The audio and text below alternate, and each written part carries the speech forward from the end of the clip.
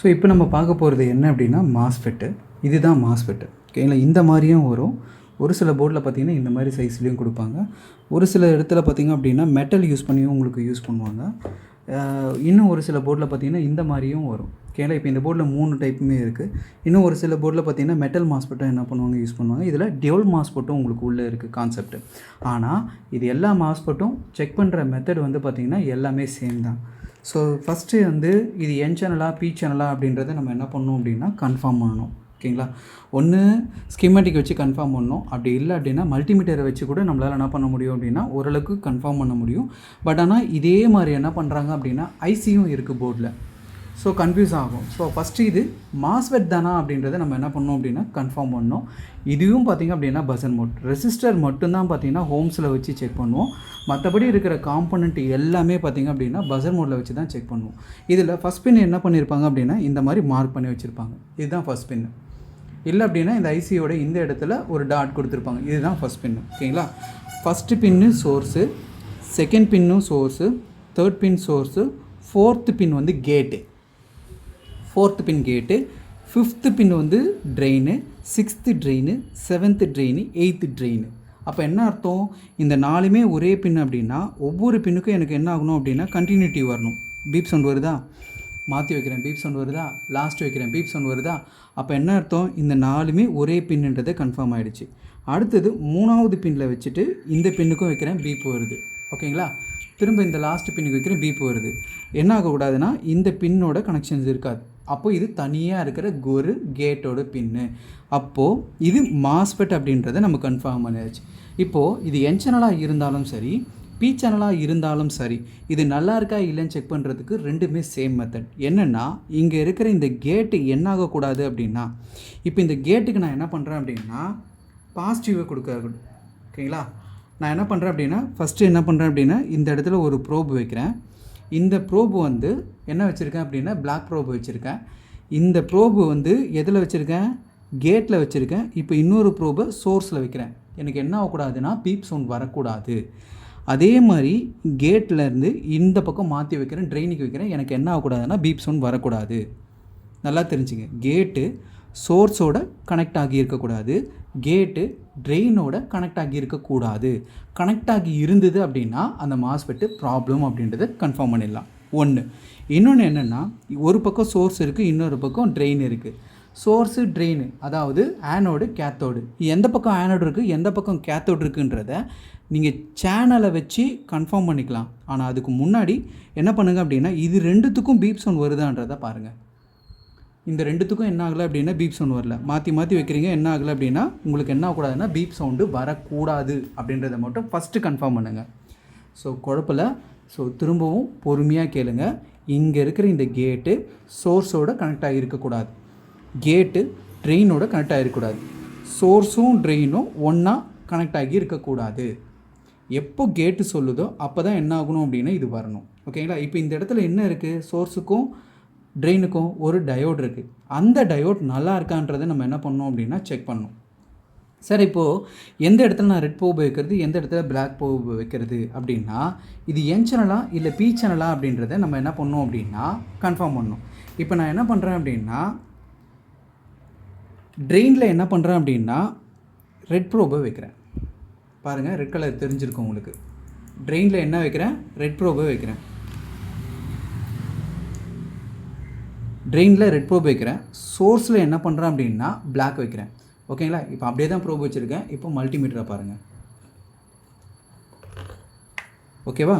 இப்போது சோர்ஸில் மல்டிமீட்டர் இப்போ பார்த்திங்க அப்படின்னா ரீடிங் எதுவும் கிடைக்கல.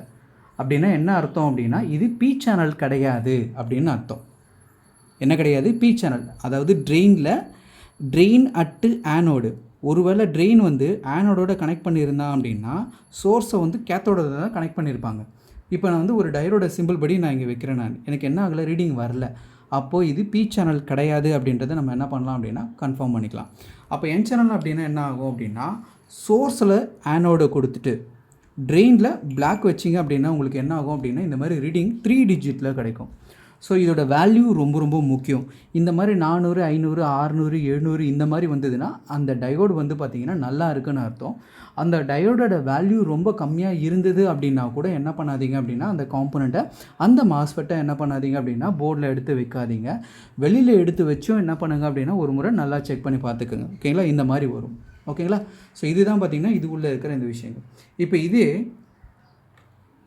இப்போ நான் என்ன பண்ணுறேன், இது வந்து என் சேனல்ன்றது கன்ஃபார்ம் பண்ணிட்டேன். ஓகேங்களா? கேட்டில் என்ன பண்ணுறேன் அப்படின்னா ரெட் ப்ரோபையும், சோர்ஸில் என்ன பண்ணுறேன் அப்படின்னா பிளாக் ப்ரோபையும் நான் என்ன பண்ணுறேன் அப்படின்னா ஒரு ஃபியூ செகண்ட் என்ன பண்ணுறேன் அப்படின்னா உள்ளே வைக்கிறேன்.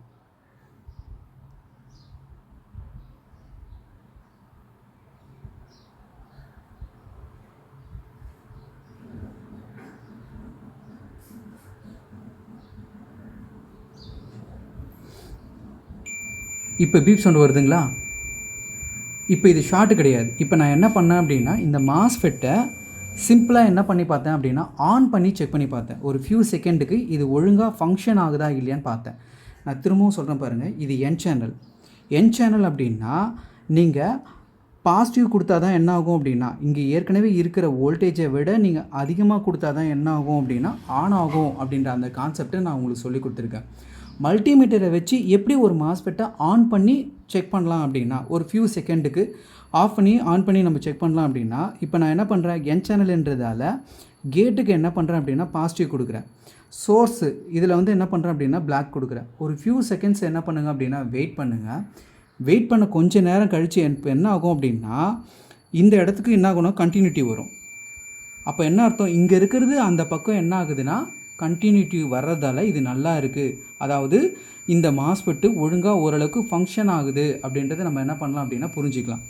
கொஞ்சம் நேரத்தில் என்ன ஆகும் அப்படின்னா நின்றுடும் பாருங்கள்.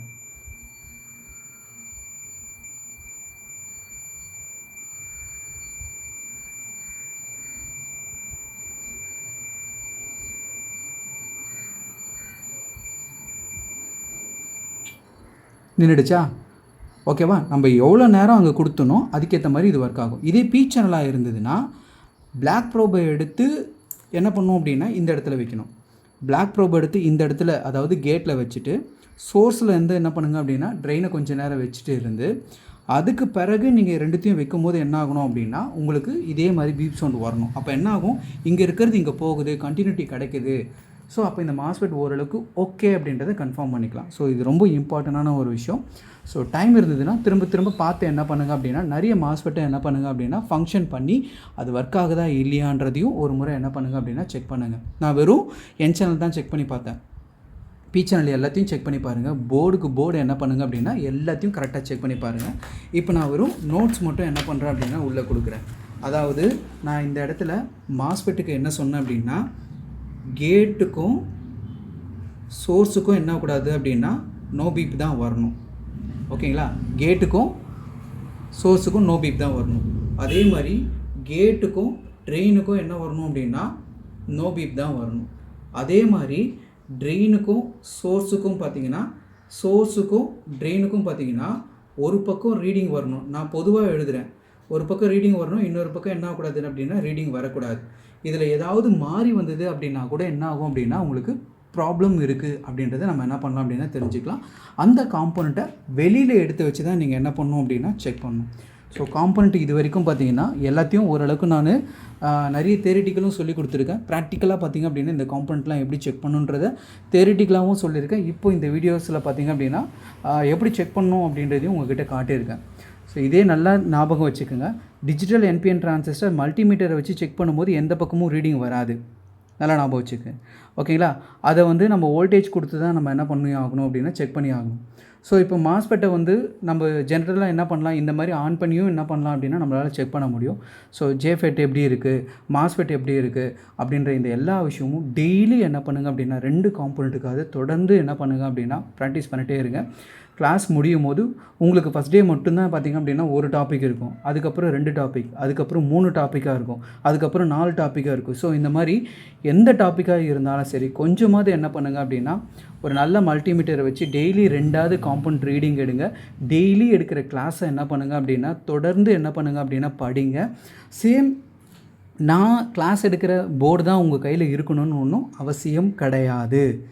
உங்ககிட்ட இருக்கிற போர்டை வச்சு நீங்கள் என்ன பண்ணுங்கள் அப்படின்னா அதுக்கான ஸ்கீமேட்டிக் டவுன்லோட் பண்ணி நான் சொன்ன விஷயங்கள் சரியாக இருக்கான்றதை என்ன பண்ணுங்கள் அப்படின்னா மேட்ச் பண்ணி பார்த்து என்ன பண்ணுங்கள் ப்ராக்டிக்ஸ் பண்ணுங்கள்.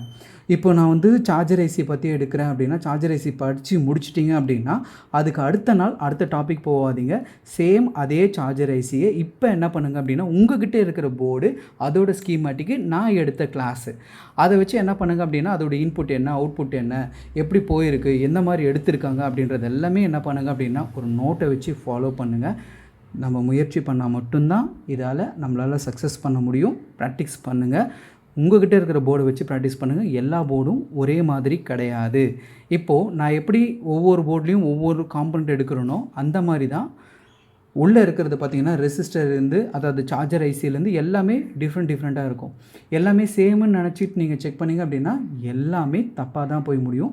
நம்ம ப்ராப்பராக என்ன பண்ணணும் அப்படின்னா செக் பண்ணணும். ஸோ தயவு செஞ்சு அதை ஃபாலோ பண்ணுங்கள்.